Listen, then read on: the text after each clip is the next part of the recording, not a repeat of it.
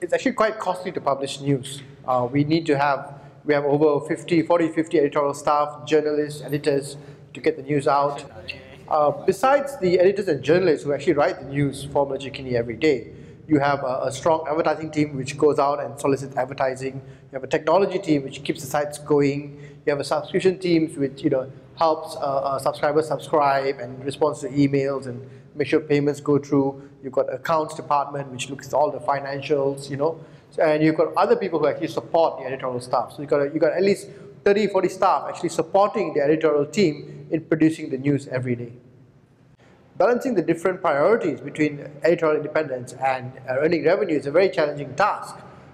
We have to publish the truth and what's accurate. At times that doesn't work with advertisers. Advertisers are unhappy with what is produced or fear that certain news items will affect the perspective or affect how the advertising is viewed, or the political implications of those news items may have impact on their brands. Also in terms of space, how much space on the website do we devote to say advertising, and how much do we devote to editorial content.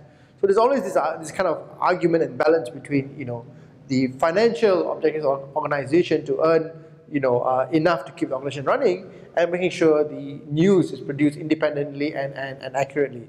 So within Malaysiakini, there's a bit of a division. Stephen Gunn handles the editorial operations, and I don't interfere, even as CEO, I don't interfere with the editorial operations. And I manage advertising, subscription, and technology, the revenue channels, to make sure these departments operate to support the editorial mission.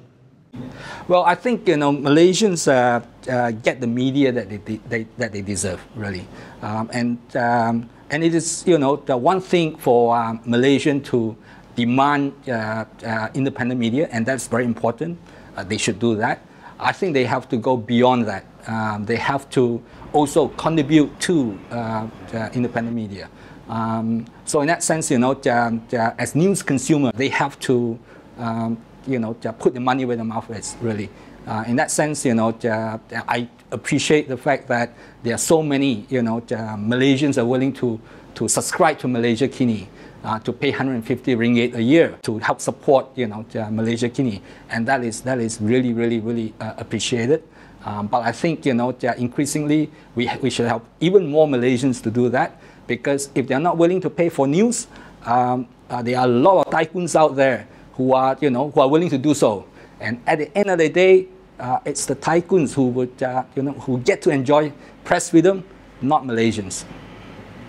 We've been publishing Malaysiakini for 14 years, and so many people have come to us and said how Malaysiakini has changed their lives, how being informed about politics and news has actually changed their opinion of the country and made them act in a certain way, make them themselves stand up for accountability, make them join a protest, make them say something.